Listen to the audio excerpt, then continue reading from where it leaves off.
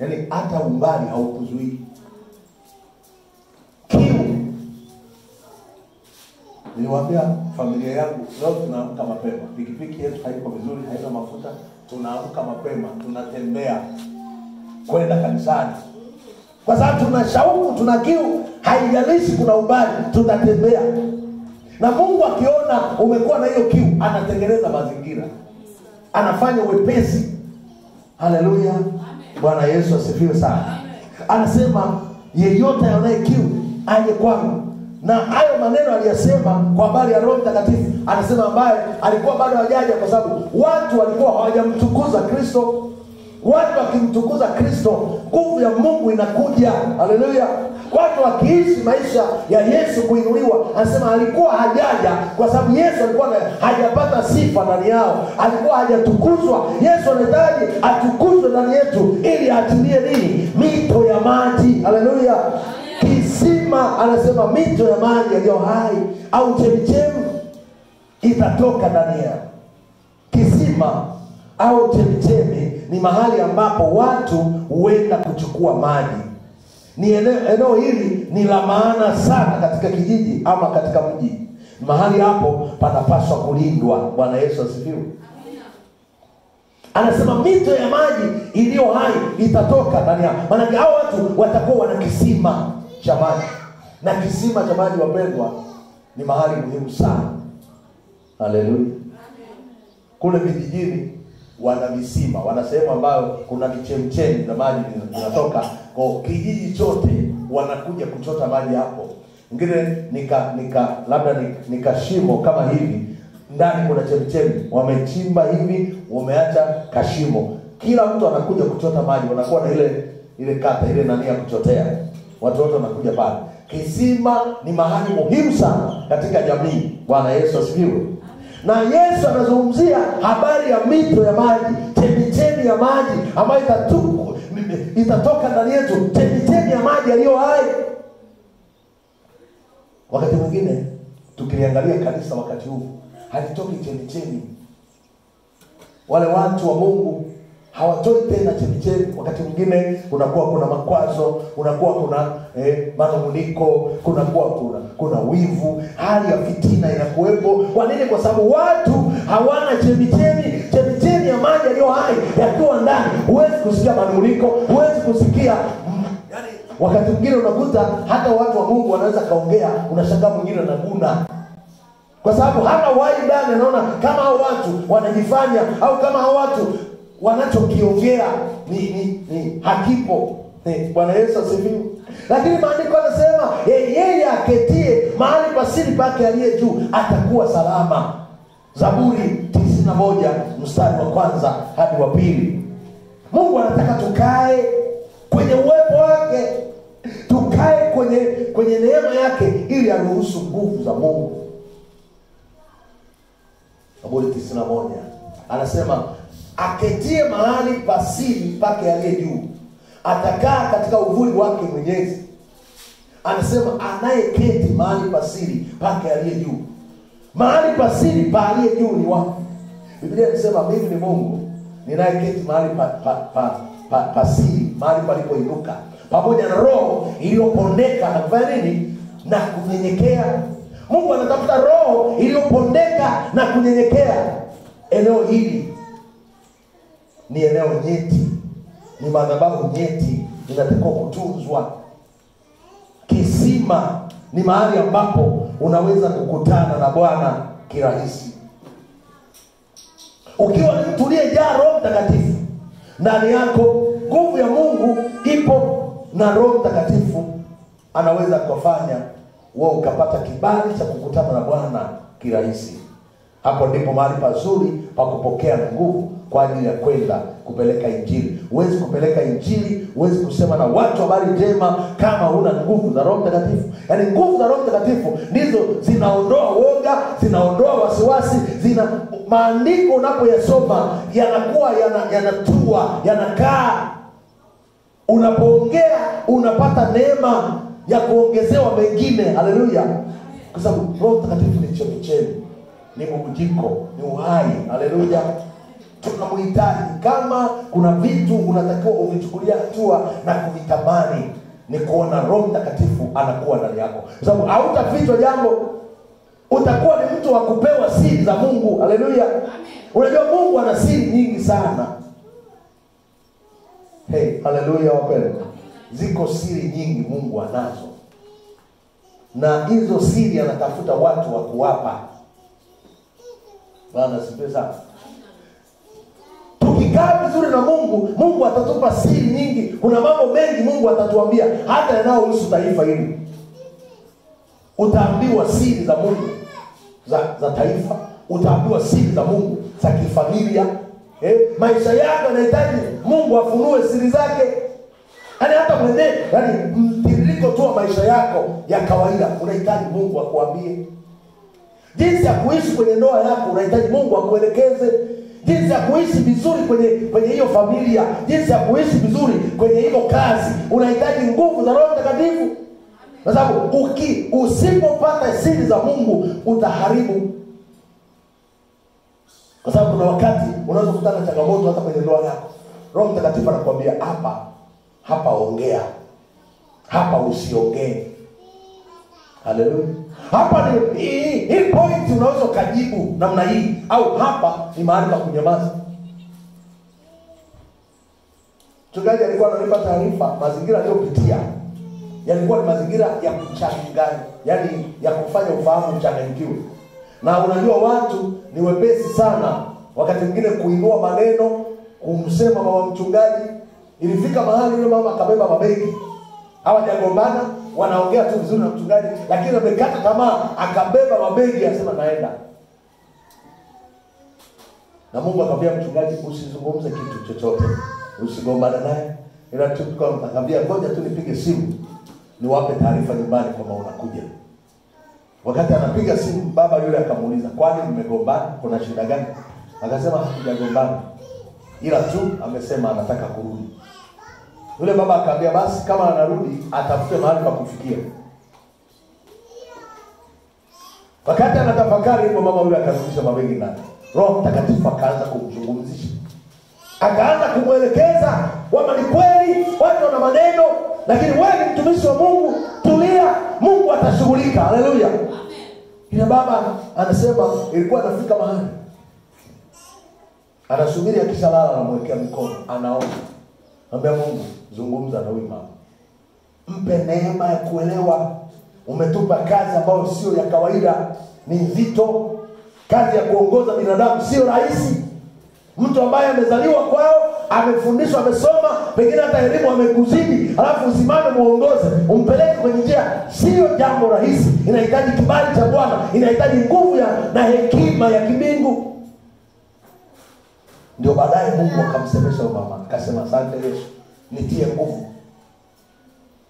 Watu unajua kuongoza watu saa nyingine wanakusema na unajua kabisa hao watu wamesema maneno mabaya kunihusu. Hapo unatakiwa uwatunze, wahurumie, uwape neno, uwatie moyo, wakipita kwenye changamoto wakumbatie, uwatege. Sio kitu rahisi. Inahitaji nguvu na hekima kutoka juu. Bwana Yesu asifiwe. Kwa Roho Mtakatifu akiwepo ndani yetu, anatupa majibu. Hata wakati unapofika mahali umepita kwenye changamoto, mazingira yamekaa ndivyo sivyo, anakuambia hapa tulia. Kwa sababu Mungu hana mwisho. Tuko pamoja wapendwa? Yaani Mungu hana nini? Pale ambapo wewe unafika mwisho, Mungu ndipo anapoanzia. Na kuna wakati Mungu anahitaji ujifunze. Anahitaji upate elimu ambayo itakufanya wengine pia wajifunze kupitia wewe. Kuna vitu ambavyo nimejifunza, yaani hata jana tu na hata leo asubuhi.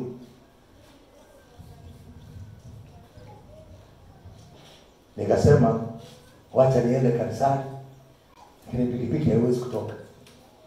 Natoka tu nyumbani, nafika barabarani, wala hatukusimamisha gari, ilisimama yenyewe. Nikatuleta mpaka. Bwana Yesu asifiwe. Amen. Mungu anasema wakati mwingine unaweza kuwaza sana juu ya pikipiki, sio haina nini. Mimi nina njia nyingi. Yaani njia za Mungu hazifanyi nini? Hazichunguziki. Kuna wakati Paulo anasema kuna mambo napitia, siwezi kuwalemea watu. Jana nimetoka hapa, nikasema nipite kwa wapendwa fulani. Nimefika hivi nikamwambia nyamaza kimya. Usizungumze chochote. Nenda. Nitasababisha njia. Natoka tu pale nakutana na mtu mmoja. Namsalimia anasema, nasikia leo ulienda kwenye kanisa la Sabato." Nikamwambia, Bwana alinipa amani kweli. Namshukuru Mungu nilipata nafasi na mimi nikasimama nikazungumza jambo. "Vipi mbona leo unatembea?" Nikamwambia nafanya mazoezi. "Hapa mpaka kule chini?" Nikamwambia Akasema twende nikupeleke. Akanipeleka mpaka nyumbani. Kwa Mungu ana njia zake, usitishwe na mazingira unayopitia. Yale mazingira saa nyingine ni shule, yanakuwekea mazingira ya kumwona Mungu kwa ukaribu kuliko vile ambavyo unafikiria. Bwana asifiwe sana. Kwa kanisa la Mungu, tukijua siri ya nguvu za Mungu, tutasaidika sana. Tutaishi kwa ushindi usiokuwa wa kawaida. Hatutakatishwa tamaa na mazingira. Mwanzo utakukuta unacheka, lakini wakati huo wakikuangalia kwenye mazingira ulionayo, inatakiwa ushike hivi, upige ukunga ulie. Lakini wanakuta unafanya unateka kwa sababu unamjua Mungu. Haleluya. Unajua huyu Mungu anaweza yote na hakuna kitu cha kumshinda. Wakati ambapo dunia inasema hapa vitu vimeshindikana, ndiko Mungu wangu anapoanzia. Pale mambo yameshikilia hivi, ndipo Mungu anapoanzia safari yake. Bwana Yesu asifiwe sana. Nguvu ya Mungu inapotiririka inatoa maelekezo. Nguvu ya Mungu ikitiririka ndani yetu inatoa nini? Maelekezo. Nguvu ya Mungu tunahitaji wapendwa. Itakuelekeza kitu gani unatakiwa kufanya. Kitu gani unapaswa kufanya. Utajua umuhimu wa Mungu uliye naye leo kwa sababu ya nguvu za Mungu kupungua ndani ya makanisa. Watu hawaoni ule umuhimu wa kuweka kipaumbele swala la ufalme. Yaani swala la ufalme linachukuliwa uzito mdogo sana. Yaani kumpenda Yesu kumekuwa kwa maneno ya kinywa, lakini sio ile kwa ndani. Kwa sababu yule unayempenda unajitoa kwa ndani kumtumikia. Tukiangalia kwa mfano, mara nyingi sana mambo ya Mungu hayaendi spidi kama vile ambavyo mambo yetu yanaenda. Kwa sababu kila mtu akiingia kwenye jambo lake, kwenye biashara zake, huwa anachukua, analiwekea uzito. Kwa hata kama ni kuamka na mapema, ana spidi kubwa kwa sababu kuna jambo anataka alifanye la Mungu, la kwake. Tukija kwenye mambo ya Mungu, unajikuta hayaendi spidi kwa sababu watu haoni faida, wanaona kama ni kupoteza. Lakini sikiza nikwambie, kwa Mungu hakuna siku unapoteza. Kama ukijua hizi, utampa Mungu nafasi ya kwanza kuliko chochote kingine ambacho ungeweza kukupa nafasi. Kwa sababu huyu Mungu, Biblia inasema yeye anaweza kuua mwili na nini? Na roho. Kwa nini watu wanawahi kwenye kazi zao? Watu wanawahi makazini kwa sababu wanajua tukichelewa tutafukuzwa kazi, tutapunguziwa mshahara. Sasa kwa sababu kwa Mungu hakuna kitu kinachoonekana wazi. Jana walifanya igizo moja. Wakasema leo tunasoma wasifu wa marehemu. Alafu watu wakaguna, na marehemu. Alafu wale wanaofanya ile igizo wakaanza kuelezea kwamba huyu alizaliwa kiroho mwaka fulani, akakuwa kiroho kipindi fulani, lakini akaugua ugonjwa wa kiroho wa kutokumpenda Mungu. Akapunguza spidi ya ibada, akaacha kusoma Biblia, akapata tatizo la kuwa msengenyaji. Ugonjwa huo kaendelea, akawa mchonganishi, akazidi kuugua mpaka akafika mahali akaanzisha kuwa na mitala, akawa na vimada. Wakaendelea kuongea hilo igizo. Mwisho wa siku anasema ugonjwa huo kaendelea na watu wakajaribu kumtibu kwa kumletea neno la Mungu, lakini ugonjwa uliendelea kuwa mkubwa. Mwisho wa siku akaanza kulikimbia kanisa. Mwisho wa siku akaishia kofia kwenye gesti na wake za watu. Sasa wanatoa wasifu. Anasema sasa alipomaliza kueleza hivyo akasema sasa jiulize, huyo marehemu ni nani? Inawezekana ni wewe. Yaani watu walicheka. Lakini ukiangalia ndivyo ilivyo. Mwanzo alipoanza kumjua Mungu, alikuwa anampenda sana Mungu. Anasoma Biblia, anakuwepo ibadani, anashiriki mambo ya Mungu kwa spidi, lakini ugonjwa ukaingia. Akaona vitu vya Mungu havina faida. Akaona vitu vya Mungu havijengi. Ngoja niwaambie siri wapendwa, hakuna kitu kizuri kama kushikamana na Mungu. Sa maisha yako yakiwa na uhusiano na Mungu, Mungu anakutengeneza unakuwa chombo. Na kuna vitu Mungu atatenda na wewe. Kuna siri nyingi utaambiwa ambazo wengine hawawezi kuambiwa. Kuna taarifa nyingi utazipata ambazo wengine hawawezi kupata. Mpende Mungu. Mtumikie Mungu. Haleluya. Nguvu ya Mungu ni kwa ajili yako. Kitabu cha Matendo ya Mitume mlango wa 2 anasemaje pale? Hebu moja tusome. Matendo ya Mitume mlango wa 2 mstari wa 41.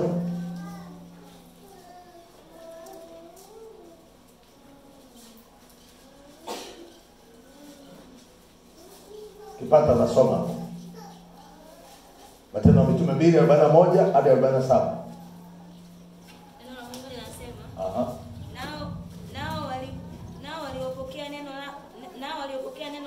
Nao waliolipokea neno lake wakabatizwa. Na siku ile wakaongezeka. Na watu siku ile wakaongezeka wapata 3,000. Wakafika 3,000. Wakawa wakidumu katika fundisho la mitume. Wakawa wakidumu katika fundisho la mitume. Na katika ushirika. Na katika ushirika. Na katika kuumega mkate. Na katika kumega mkate. Na katika kusali. Na katika kusali. Kila mtu akaingiwa na hofu. Watu wakaingiwa na hofu. Ajabu nyingi na ishara zikafanyika ajabu nyingi na ishara. Na wote walioamini walikuwa mahali pamoja. Wote walioamini wakawa mahali pamoja. Na kuwa na vitu vyote shirika. Wakawa na ushirika, yani vitu vyao vikawa, yani hakuna mtu aliyesema mimi hiki kitu ni cha kwangu. Wakajua ni vyetu. Wakawa na vitu vyote shirika. Wakiuza mali zao. Wengine wakauza mali zao na vitu vyao walivyokuwa navyo. Na kuwagawia watu wote. Wakahakikisha hakuna mtu wa kupungukiwa. Na kuwagawia watu wote kama kila mtu alivyokuwa na haja. Na siku zote kwa moyo mmoja walidumu ndani ya hekalu. Bwana Yesu asifiwe. Acha tu hapo. Siku zote kwa moyo mmoja walidumu ndani ya nini? Hekalu. Wanadumu mbele za hekalu. Kwa nini? Mahali wanapojifunza neno. Anasema kwanza walikuwa na ushirika. Walipopokea neno wakakaa chini ya fundisho la mitume. Fundisho la mitume ni nini? Kila ambacho mitume walijifunza kwa Yesu. Yesu kama mwalimu mkuu aliwafundisha, akawaachia kazi. Na wale watu walipokea neno wakawa pale. Mara ya kwanza walipatikana watu 3,000. Anasema wakadumu. Anaposema kudumu sio mara moja. Wenzetu walianzisha ibada ya siku zote. Yaani kuanzia Jumatatu, Jumanne, Jumatano, Alhamisi, mpaka Jumapili, siku zote. Una maana anasema kila siku saa 9 walikuwa kwenda hekaluni. Kila siku saa 9. Kwa haikuwa ratiba ambayo inasema pengine Jumatano na Ijumaa. Kila siku. Sijui kama leo kwa mfano tukianzisha hiyo, tukasema sisi wana Glory tunakuwa na ibada ya kila siku. Sijui kama kuna mtu atafaulu. Lakini wenzetu walifaulu. Kila siku walidumu. Kwa hiyo Jumatatu walikuwa wanakutana, wanajifunza neno, wanamega mkate. Sasa wakapendana, wakawa na ushirika. Mpaka ikafika mahali wakasema, jamani, sikilizeni, sisi sasa ni familia moja. Hakuna mwenye chake, ni vyetu. Waliokuwa na mali wakauza, wakaleta. Bila sema wale wengine wakaweka miguuni kwenye miguu ya mitume. Kila mtu akaangaliwa. Kanisa likawa shirika linalosaidiana. Wakawa ni watu wenye. Na ukiendelea kusoma, hebu soma mstari ule wa 47.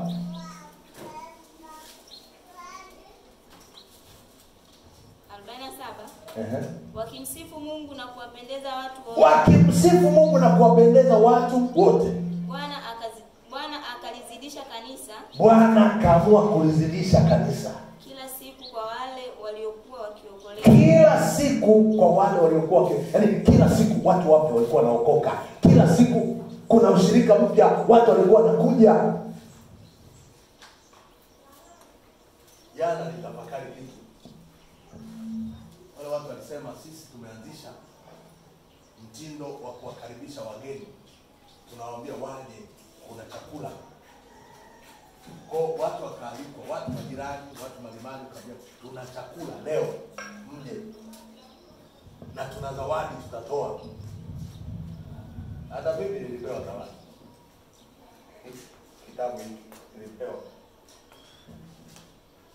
Nikasema, hii asili ya jamaa wamejua. Kwa sababu mtu anapoambia leo kuna msosi, mtu anakuja. Na wamekaa pale wanasikiliza, na baadaye injili kafita, wakasema walio tayari kumkubali Yesu. Sasa watu wamealikwa, watu wamekula buffet hapo. Unategemea nini kama mtu hata anyosha tu mkono hata kama hataki? Kanisa la kwanza walipata huo ufunuo. Wakawa na hela zikawepo nyingi kwa sababu watu walikuwa na moyo wa utoaji. Watu walikuwa wanauza viwanja, wanaleta pesa. Walikuwa wanauza mashamba, mali, wanaleta. Kanisa likawa na nguvu ya kifedha. Kwa hiyo wakawa wanakula, wakija kanisani wanamega mkate kwa pamoja. Kanisa likazidi kuongezeka. Hii inaweza ikawa ni nguvu kwa sababu ya kufikiria itakuwaje.